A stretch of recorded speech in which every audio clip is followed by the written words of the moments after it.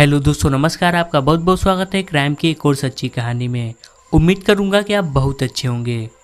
दोस्तों, आज की कहानी असम की एक मशहूर गायक और जग्गा जासूस जैसी फिल्मों में काम कर चुकी एक खूबसूरत अभिनेत्री विदिशा बेजबरुआ की है, जिनका गुड़गांव के एक अपार्टमेंट में 9वीं मंजिल से पंखे से लटका हुआ शव मिलता है। इस केस में पुलिस के सामने आत्महत्या और सीरियल किलिंग जैसे कई सारे कंफ्यूजिंग ट्विस्ट भी आते हैं, लेकिन अंत में जब पुलिस इसके पीछे छिपे मोटिव को सामने लाती है, उसे सुन आप दंग रह जाएंगे और अपने आंसू नहीं रोक पाएंगे। 17 जुलाई 2017 शाम के यही कोई 7 बज रहे थे। मुंबई से गुड़गांव एक फ़ोन कॉल आती है। फ़ोन करने वाले का नाम था नीतीश झा, जो विदिशा का पति था। उसने गुड़गांव में फ़ोन एक ब्रोकर को किया था। ये ब्रोकर वही था जिसकी हेल्प से निशित ने गुड़गांव में फ्लैट लिया था। फ़ोन कॉल पर निशित ने उस ब्रोकर से कहा, मेरी पत्नी विदिशा मेरा फ़ोन रिसीव नहीं कर रही है। मैंने उसे कई बार ट्राई किया, उसका तबीयत भी कुछ ठीक नहीं चल रहा। क्या आप उसे किसी अच्छे डॉक्टर को दिखा देंगे? दोस्तों, आगे मैं आपको जो भी बातें बताऊंगा उसे आप बहुत ध्यान से सुनिएगा। इंसानियत के नाते उस ब्रोकर ने निशित को हाँ बोला और सुशांत स्टेट की 9वीं मंजिल पर स्थित फ्लैट नंबर 91 पर पहुंच गया, जिसे उसने कुछ दिन पहले ही निशित को किराए पर दिलवाया था। फ्लैट का दरवाज़ा अंदर से बंद था। फ्लैट में रहने वाले लोग वैसे भी अपने दरवाजे को अंदर से बंद ही रखते हैं। ब्रोकर ने घंटी का बटन दबा दिया और दरवाज़ा खुलने का इंतजार करने लगा। दरवाज़ा नहीं खुला तो उसने दोबारा घंटी बजाई, लेकिन इस बार भी अंदर से किसी ने दरवाज़ा नहीं खोला। कई बार घंटी बजाने के बाद भी जब किसी ने दरवाज़ा नहीं खोला तो ब्रोकर ने निशित को फ़ोन करके दरवाज़ा न खुलने की बात बताई। ये सुनकर निशित टेंशन में आ गया और उसने कहा कि हो न हो विदिशा की तबीयत ज़्यादा खराब हो गई होगी और वह दरवाज़ा खोलने के लायक ही न हो। उसने ब्रोकर से अनुरोध किया कि वह जल्द से जल्द फ्लैट का दरवाज़ा तोड़कर उसे डॉक्टर के पास ले जाए। निशित से बात होने के बाद ब्रोकर दरवाजे को जोर से धक्का मारकर तोड़ने लगा। दरवाज़ा तोड़ने की आवाज़ सुनकर पड़ोसी अपने अपने फ्लैटों से बाहर आ गए। उनमें से ज़्यादातर लोग उस ब्रोकर को जानते थे। उन्होंने ब्रोकर से दरवाज़ा तोड़ने की वजह पूछी तो उसने फ्लैट के मालिक निशित से हुई बात लोगों को बता दी। पड़ोसियों को ब्रोकर की बात पर विश्वास नहीं हुआ तो उसने निशित को फ़ोन मिलाकर स्पीकर ऑन करके पड़ोसियों द्वारा दरवाज़ा तोड़ने का विरोध करने की बात बताई। निशित ने पड़ोसियों को बताया कि फ्लैट में उसकी पत्नी अकेली है और उसकी तबीयत बहुत ज़्यादा खराब है, उसे अभी डॉक्टर के पास ले जाना है। पड़ोसियों को जब पता चला कि निशित की पत्नी की तबीयत ज़्यादा खराब है तो वे भी दरवाज़ा तोड़ने में ब्रोकर की मदद करने लगे और थोड़ी ही देर बाद दरवाज़ा टूट गया। जैसे ही लोग अंदर दाखिल हुए तो वहाँ का नज़ारा देखकर सभी सन्न रह गए। निशित की पत्नी का शव पंखे से लटक रहा था। ब्रोकर ने तुरंत फ़ोन द्वारा यह खबर निशित झा और थाना सुशांत लोग पुलिस को दे दी। थोड़ी ही देर में यह खबर पूरी बिल्डिंग समेत आसपास के इलाकों में आग की तरह फैल गया। सुशांत स्टेट का यह अपार्टमेंट थाने से कुछ ही दूरी पर था, इसलिए खबर मिलते ही थाना प्रभारी गौरव, एसआई सतीश और एएसआई अर्जुन अपनी टीम के साथ वहां पहुंच गए। पुलिस 9वीं मंजिल पर स्थित निशित के फ्लैट पर पहुंची तो वहां विदिशा का शव पंखे से लटक रहा था। थाना प्रभारी ने इसकी जानकारी अपने सीनियर को देने के साथ क्राइम इन्वेस्टिगेशन टीम को भी मौके पर बुला लिया। थोड़ी देर में डीएसपी दीपक सहारण भी वहां आ गए। चूँकि यह मामला एक फिल्म अभिनेत्री की मौत का था, इसलिए वहाँ फ्लैट में रहने वाले जिन लोगों को भी यह जानकारी मिली वे विदिशा के फ्लैट पहुँच गए। पुलिस ने लोगों के सहयोग से शव को पंखे से उतारकर उनके कमरे की अच्छी से तलाशी ली कि कहीं कोई सुसाइड नोट तो नहीं है, लेकिन वहाँ पुलिस को कोई भी सुसाइड नोट नहीं मिला और ये थोड़ी अजीब सी बात थी। पुलिस ने फ्लैट में रहने वाले लोगों से पूछताछ की तो उन्होंने बताया कि विदिशा यहाँ कुछ दिन पहले ही रहने आई थी, इसलिए हम उनके बारे में ज़्यादा कुछ नहीं जानते। हालांकि उन लोगों ने ये ज़रूर बताया कि विदिशा का व्यवहार बहुत अच्छा था। बातचीत से कभी नहीं लगा कि उन्हें कोई तनाव था। वे जब भी मिलती थी खुश दिखती थी। मौके पर वह ब्रोकर भी वहाँ मौजूद था जिसने विदिशा को यह फ्लैट किराए पर दिलवाया था। पुलिस ने उससे पूछताछ की तो उसने बताया कि विदिशा और उसके पति निशित से उसकी पहली मुलाकात तब हुई थी जब वे लोग किराए पर फ्लैट लेने आए थे। पुलिस को ब्रोकर से विदिशा के पति निशित का मोबाइल नंबर मिल गया। थाना प्रभारी ने निशित को फोन करके विदिशा की आत्महत्या के बारे में जानकारी दी।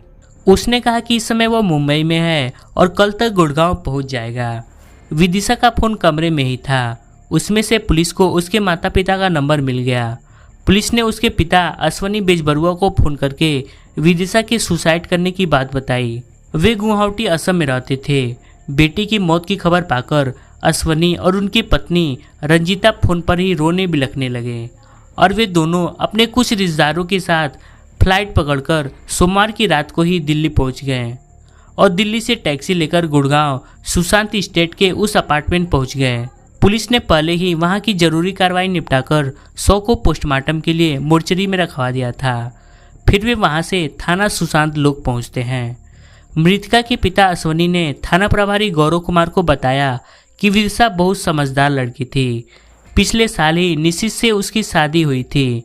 शादी के बाद विदिशा को पता चला कि निशित की किसी और लड़की से संबंध है।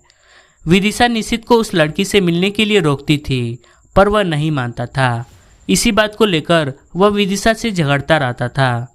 मृतिका के पिता ने निशित पर आरोप लगाते हुए कहा कि उनकी बेटी की मौत का जिम्मेदार निशित है, उसके खिलाफ सख्त कार्रवाई होनी चाहिए।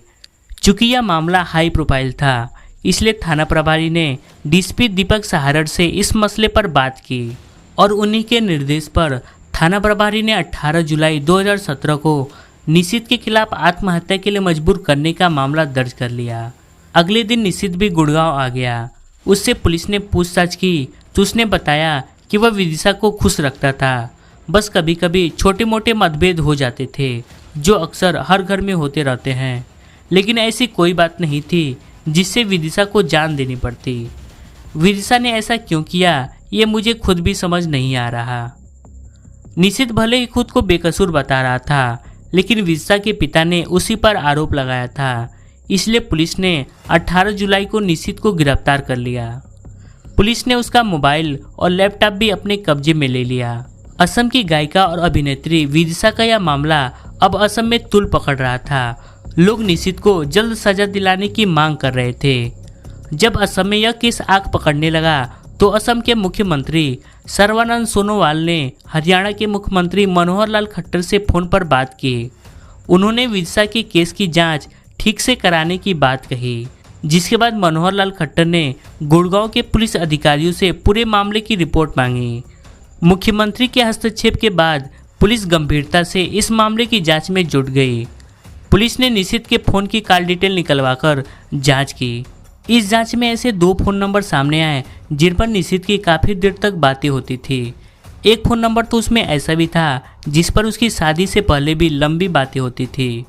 अब पुलिस ने निशित को एक दिन के रिमांड पर लेकर इसके बारे में पूछताछ की तो उसने यह स्वीकार किया कि शादी से पहले उसकी एक लड़की से दोस्ती थी जो अब भी है। उसी लड़की को लेकर विदिशा मुझ पर शक करती थी।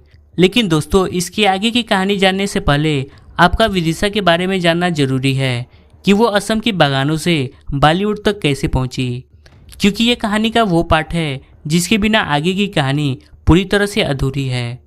27 साल की विदिशा मूल रूप से गुवाहाटी के रहने वाले अश्वनी कुमार की बेटी थी। विदिशा बचपन से ही बेहद खूबसूरत थी। उन्होंने गुवाहाटी के निकोल्स हाई स्कूल से सन 2007 में हायर सेकेंडरी की परीक्षा अच्छे नंबरों से पास की। वो पढ़ाई के साथ साथ स्कूल के सांस्कृतिक कार्यक्रमों में भी बढ़ चढ़कर हिस्सा लेती थी। उनकी आवाज़ भी काफ़ी मधुर थी, इसलिए वह गाने भी गाती थी। इसके अलावा टीवी पर डांस देखते देखते विदिशा ने डांस भी सीख लिया था। बिहू डांस की तो वह इतनी शौकीन थी कि स्कूल के अलावा वह सामाजिक संस्थाओं द्वारा आयोजित कार्यक्रम में भी बिहू डांस करने जाती थी। उनके डांस और गानों पर दर्शक मंत्रमुग्ध हो जाते थे। इसके अलावा फिल्म अभिनेत्री सोनम कपूर और कोंकणा सेन शर्मा की वह बहुत बड़ी फैन भी थी। स्कूली पढ़ाई पूरी होने के बाद विदिशा ने गुवाहाटी के कॉटन कॉलेज से इंग्लिश लिटरेचर से ग्रेजुएशन किया। कॉलेज के सांस्कृतिक कार्यक्रम में भी वह बढ़ चढ़कर हिस्सा लेती थी। अभ्यास करते करते वह एक अच्छी सिंगर बन गई।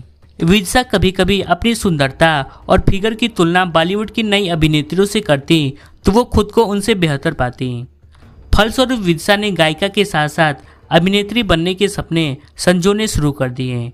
लेकिन उनके सामने समस्या यह थी कि फिल्म इंडस्ट्री में उनका कोई गॉडफादर नहीं था जो फिल्म इंडस्ट्री में उनकी एंट्री कराता।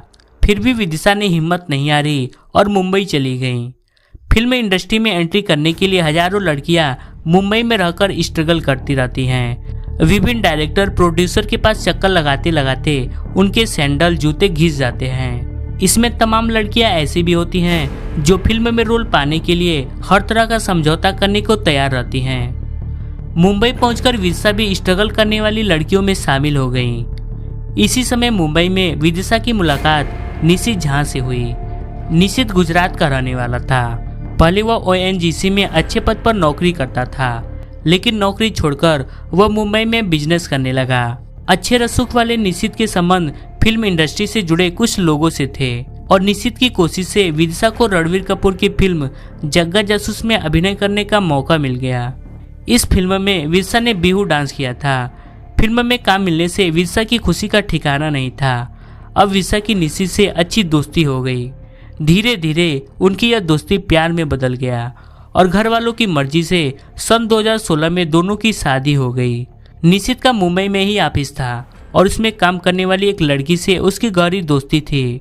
घर पहुंचकर भी वह उससे बातें करता था। इसके अलावा वह और भी कई लड़कियों से फोन पर बातें करता था।